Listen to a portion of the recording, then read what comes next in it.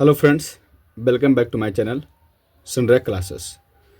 Friends, आज के इस वीडियो में हम रुक्मिणी पब्लिकेशन के जो रेलवे वस्तुनिष्ठ सामान्य अध्ययन है, जो फर्स्ट रिवीजन का जो टेस्ट सीरीज 4 है, उसको हम कवर करने वाले हैं। इसमें चैप्टर वाइज ऑब्जेक्टिव प्रश्न दिया गया है। इसमें 9000 प्लस MCQS है, जो 2018 से 2022 तक के रेलवे द्वारा जितना भी TCS के प्रश्न हैं वो सभी इसमें दिया गया है। अगर आप किसी भी एग्ज़ाम्स की प्रिपरेशन कर रहे हैं, जैसे SSC हो, BPSC हो, state power corporation, state police, CTT, STT, BPSC, UPSC, ETC, अगर किसी भी एग्ज़ाम्स की आप तैयारी कर रहे हैं तो आपके लिए यह वीडियो और हमारा चैनल दोनों महत्वपूर्ण होगा। आइए हम आज के इस वीडियो को प्रारंभ करते हैं। फ्रेंड्स, आज का हमारा टॉपिक है भारतीय राष्ट्रीय कांग्रेस की स्थापना एवं उसके बदलते स्वरूप, जो चैप्टर नंबर 35 में दिया गया है। इसमें पहला प्रश्न कहता है कि स्वतंत्रता पूर्व यानी आज़ादी के पहले भारत में भारतीय राष्ट्रीय कांग्रेस की पहली महिला अध्यक्ष कौन थी। कौन सा अध्यक्ष पूछा फ्रेंड? तो महिला अध्यक्ष, पहली महिला अध्यक्ष कौन थी? तो वो थी एनी बेसेंट। दूसरा प्रश्न कहता है फ्रेंड्स कि वर्तमान में प्रचलित भारतीय राष्ट्रीय ध्वज का डिजाइन किसके द्वारा तैयार किया गया था। यानी अभी जो भारतीय राष्ट्रीय ध्वज का जो आप डिजाइन देख रहे हैं, वह डिजाइन किसके द्वारा तैयार किया गया था? तो वह तैयार किया गया था पिंगली वेंकैया द्वारा। अगला प्रश्न कहता है कि स्वतंत्र भारत में भारतीय राष्ट्रीय कांग्रेस की पहली महिला अध्यक्ष कौन थी। यहाँ देखिए, स्वतंत्रता से पूर्व क्या था? जो पहला प्रश्न हमने देखा था तो वो था स्वतंत्रता से पूर्व भारत में भारतीय राष्ट्रीय कांग्रेस की पहली महिला। और इस बार जो है प्रश्न कहा है कि स्वतंत्र भारत में भारतीय राष्ट्रीय कांग्रेस की पहली महिला अध्यक्ष कौन थी? तो वो थी इंदिरा गांधी। ऑप्शन बी सही हो जाएगा। इसी प्रकार अगला प्रश्न है कि हिंदुस्तान सोशलिस्ट रिपब्लिकन एसोसिएशन यानी हिंदुस्तान सोशलिस्ट रिपब्लिकन एसोसिएशन की स्थापना किसके द्वारा की गई थी? तो इसका स्थापना जो है वो भगत सिंह द्वारा किया गया था। अगला प्रश्न कहता है कि भारतीय राष्ट्रीय कांग्रेस के पहले अध्यक्ष कौन थे। देखिए, भारतीय राष्ट्रीय कांग्रेस की जो स्थापना है वो 1885 में हुआ था। तो उस समय उसकी सबसे पहला अध्यक्ष था किसने किया था? कौन था? तो उसका पहला अध्यक्ष था व्योमेश चंद्र बनर्जी। इसी प्रकार अगला प्रश्न है कि भारतीय राष्ट्रीय कांग्रेस का गठन किस वर्ष किया गया था। तभी हमने बताया कि इसका जो गठन है वो 1885 में किया गया था। इसी प्रकार अगला प्रश्न है कि भारत की राष्ट्रीय प्रतिज्ञा के रचयिता कौन है। राष्ट्रीय प्रतिज्ञा के रचयिता कौन थे? तो वो थे PD मारी वेंकट सुब्बाराव। इसी प्रकार देखिए, अगला प्रश्न कहता है कि 1885 में भारतीय राष्ट्रीय कांग्रेस की स्थापना किसके द्वारा की गई थी। तो 1885 में भारतीय राष्ट्रीय कांग्रेस की स्थापना जो है एलन ऑक्टेवियन ह्यूम द्वारा किया था, जिसे A.O. ह्यूम के नाम से भी हम लोग जानते हैं।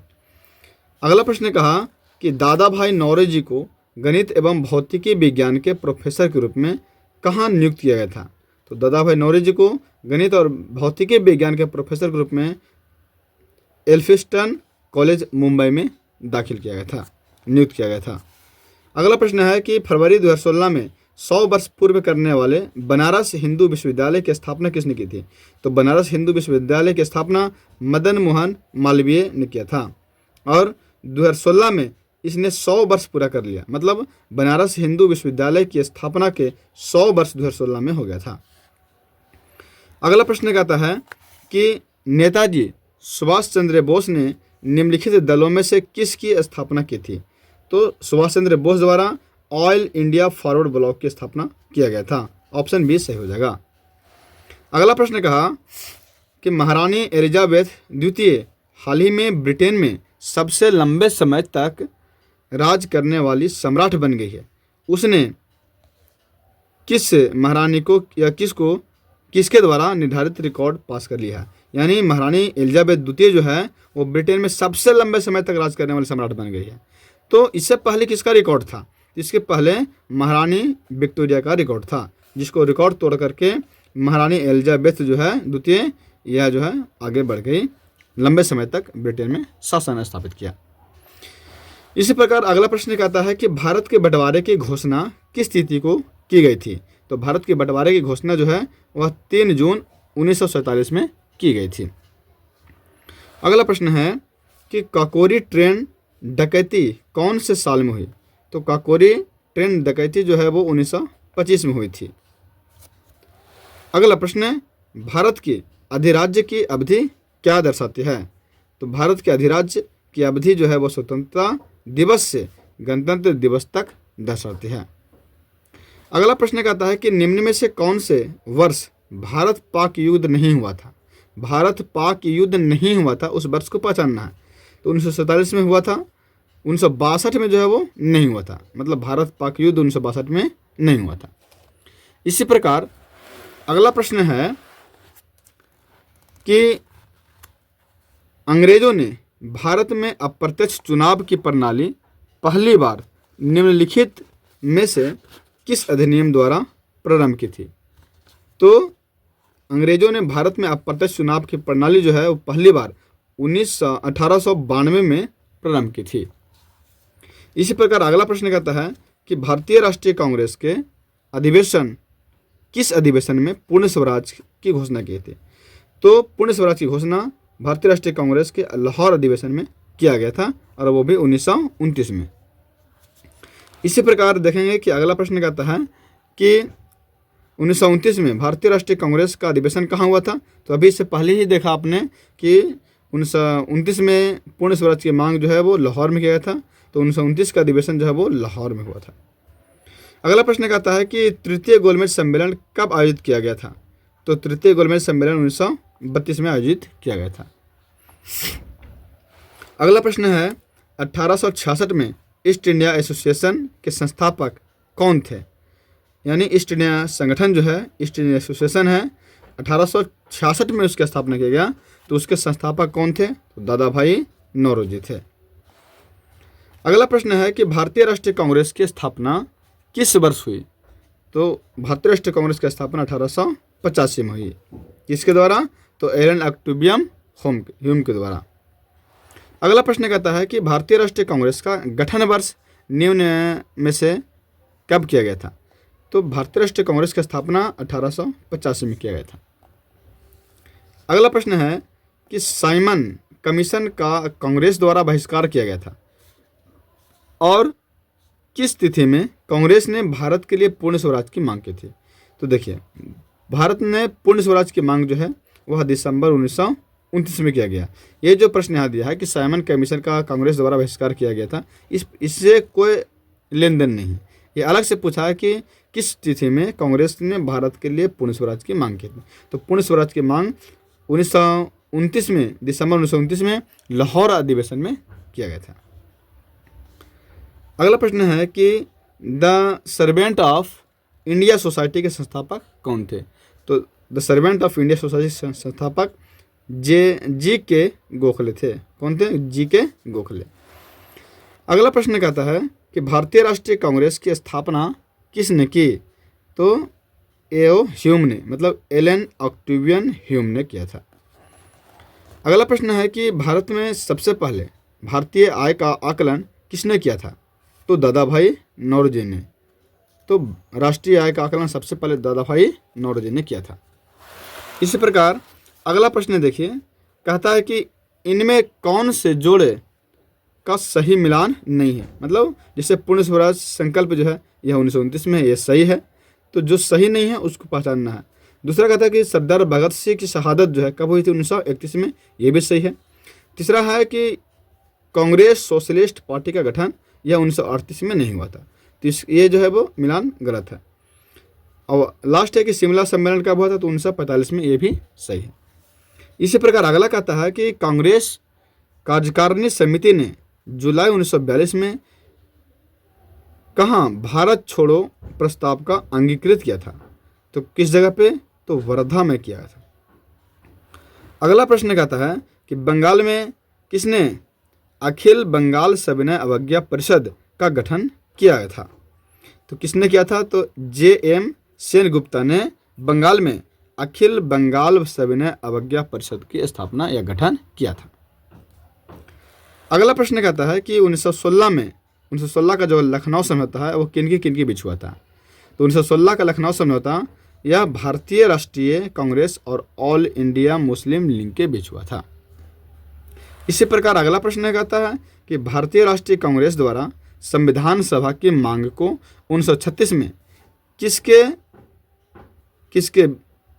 इसके कौन सा राज्य में या कौन से जगह में आयोजित अधिवेशन में प्रस्तावित किया गया था।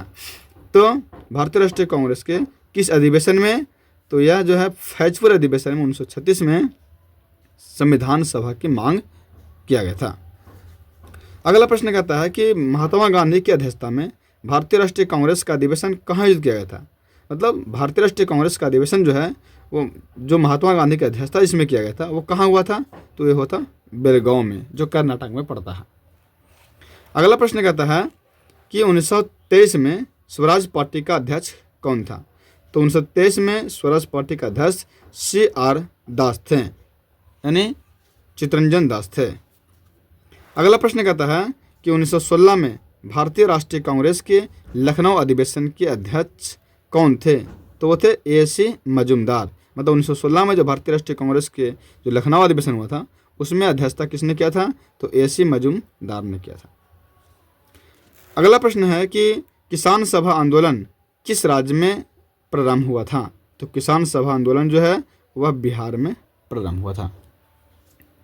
अगला प्रश्न कहता है कि भारत की पहली गैर कांग्रेसी सरकार के नेता कौन थे।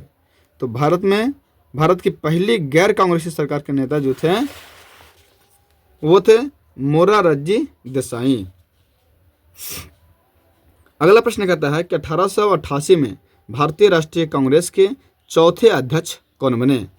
तो 1888 में भारतीय राष्ट्रीय कांग्रेस के जो चौथे अध्यक्ष थे वो थे जॉर्ज यूले। अगला प्रश्न कहता है कि बांग्लादेश का राष्ट्रगान अमार सोनार बंगला की रचना किसने की थी। तो अमार सोनार बंगला की रचना जो है वह रविंद्रनाथ टैगोर ने की थी। अगला प्रश्न कहता है कि 1929 में भारतीय राष्ट्रीय कांग्रेस के लाहौर अधिवेशन की अध्यक्षता किसने की थी। अभी आपने देखा, इससे पहले पढ़ा कि 1929 में हुआ था लाहौर अधिवेशन जिसे पूर्ण स्वराज की मांग किया गया था। तो इसकी अध्यक्षता किसने की थी, तो जवाहरलाल नेहरू ने। अगला प्रश्न है कि HP व्लावात्स्की और HS ऑलकोट द्वारा संयुक्त राज्य अमेरिका में किस संस्था की स्थापना की गई। तो HP व्लावात्स्की द्वारा और HS ऑलकोट द्वारा संयुक्त राज्य अमेरिका में थियोसोफिकल सोसाइटी की स्थापना किया गया। अगला प्रश्न है कि 1928 में हुए बारदोली सत्याग्रह का नेतृत्व किसने किया था। तो बारदोली सत्याग्रह का नेतृत्व सरदार वल्लभ भाई पटेल ने किया था। अगला प्रश्न है कि वह समझौता जिसमें भारतीय राष्ट्रीय कांग्रेस और मुस्लिम लीग का मेल हुआ किस समझौते के नाम से जाना जाता है। तो उसको कहते हैं लखनऊ समझौता। यह 1916 में हुआ था। अगला प्रश्न है कि 1925 में सरोजिनी नायडू की अध्यक्षता में भारतीय राष्ट्रीय कांग्रेस का अधिवेशन कहाँ हुआ था। तो 1925 में हुआ था कानपुर अधिवेशन, जिसकी अध्यक्षता सरोजिनी नायडू किया था। अगला प्रश्न है कि निम्न में से किस निर्णय के द्वारा ब्रिटिश भारत में सिखों और आंग्ल भारतीय लोगों को पृथक निर्वाचन क्षेत्र प्रदान किया गया था।